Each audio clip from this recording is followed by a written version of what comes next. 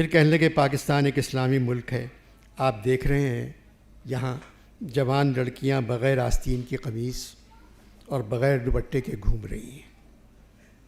میں نے کہا میں نے صرف حجاب پہنے ہوئے لڑکیوں کو دیکھا کیونکہ وہ مجھے دیکھ رہی تھیں۔ کہنے لگے ان لڑکیوں کو دیکھ کے تو میرا دل جل کر کباب ہو گیا۔ میں نے کہا آپ کھڑے رہیں، میں نان لے کے آتا ہوں۔ ارشد صاحب اور ان کے ساتھیوں کو مبارکباد۔ 3 دنوں میں یہاں بے تحاشا لوگ آئے۔ کل لابی میں ایک مولانا میرے خیال میں شاعر تھے جو مشاعرے میں بھی تھے، مجھ سے کہنے لگے آپ دیکھیے گا مولانا فضل الرحمان کے دھرنے میں اس سے زیادہ لوگ ہوں گے۔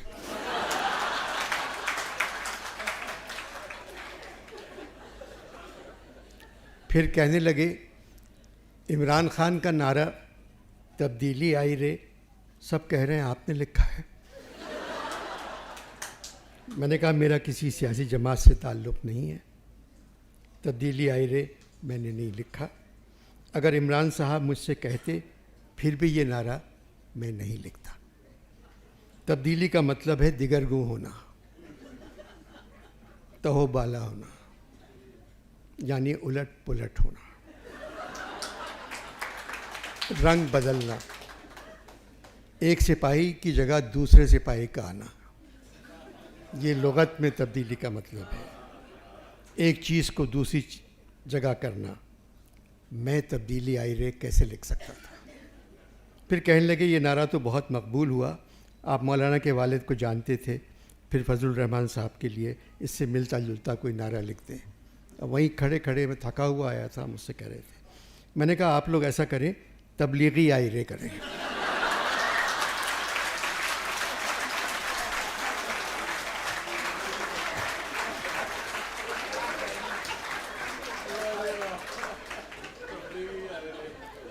آپ لوگ تبلیغی آئی رے کا گانا بنا دیں۔ انہوں نے کاغذ قلم نکالا اور لکھ لیا۔ میں ڈر گیا کہیں یہ میرے نام سے نہ لکھوائیں۔ پھر میں نے کہا مگر تبلیغی کے ساتھ میوزک نہیں ہو سکتی۔ میں سوچ کے آپ کو دوسرا نعرہ بتاؤں گا۔ میں پیر کی صبح جا رہا ہوں، یہ کمرے کا نمبر ہے میرے، آپ مجھ سے بات کر لیجیے گا۔ پھر کہنے لگے پاکستان ایک اسلامی ملک ہے، آپ دیکھ رہے ہیں یہاں جوان لڑکیاں بغیر آستین کی قمیص اور بغیر دوپٹے کے گھوم رہی ہیں۔ میں نے کہا میں نے صرف حجاب پہنے ہوئے لڑکیوں کو دیکھا کیونکہ وہ مجھے دیکھ رہی تھیں۔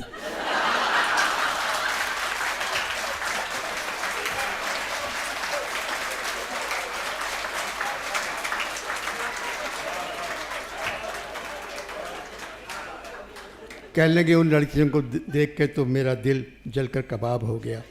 میں نے کہا آپ کھڑے رہیں، میں نان لے کے آتا ہوں۔ یہ بات تو آپ سب جانتے ہیں کہ میری علامہ اقبال سے خط و کتابت آج بھی ہے۔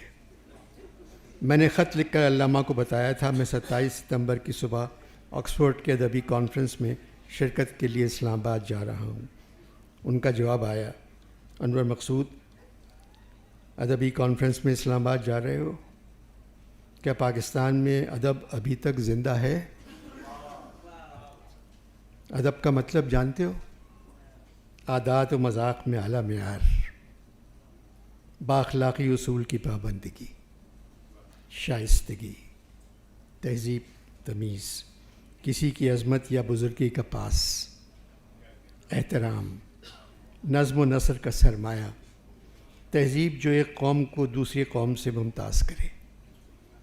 جن باتوں سے تم لوگ ناواقف ہو چکے ہو، پھر اس کی کانفرنس، خیر تمہاری مرضی جاؤ۔ یہ تو آکسفورڈ والوں کی تم لوگوں سے محبت ہے، ہر سال کسی نہ کسی شہر میں تم لوگوں کو بلا لیتے ہیں۔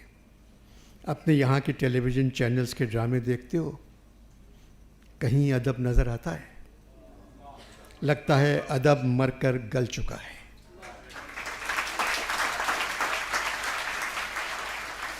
لگتا ہے ادب مر کر گل چکا ہے، اور اسی وجہ سے آکسفورڈ والوں نے ادیبوں کو مرگلا میں ٹھہرایا ہے۔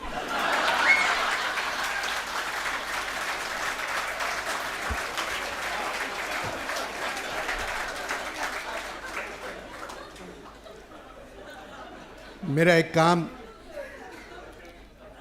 کام تم کو کرنا ہوگا. ادارے کے سربراہ ارشد میاں سے کہہ دینا اس فیسٹیول میں اقبال پر، اقبال کی شاعری پر، اقبال کے فلسفے پر اور اقبال کے خواب پر کوئی بات نہ کرے. بس مجھے معاف رکھے. جب قوم ایسی ہے تو پھر اس کا قومی شاعر کیسا ہوگا؟ سب مجھے صدی کا نمبر 1 شاعر کہتے ہیں، ان سے کہو کہنا چھوڑ دیں. اپنے رب کی قسم میں نے خود کو کبھی نمبر 1 شاعر نہیں کہا.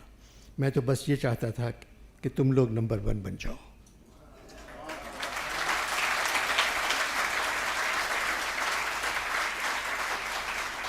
مگر تم لوگوں نے میری محنت پر دھیان ہی نہیں دیا. عروج آدم خاکی سے انجم سہمے جاتے ہیں. یہاں آدم خاکی سے میری مراد فوج نہیں ہے.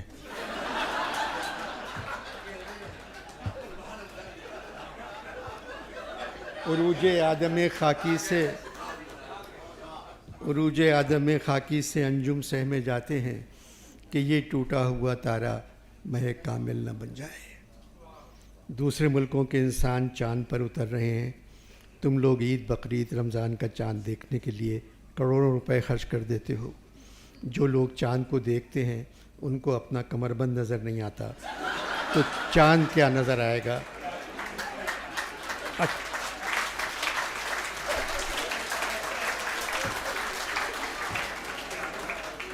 18 مولویوں میں سے 11 کے کمر بند کرسے سے نیچے لٹکتے نظر آتے ہیں. میں نے 1000 بار قائد سے کہا قسم خدا کی یہ خواب میں نے نہیں دیکھا تھا.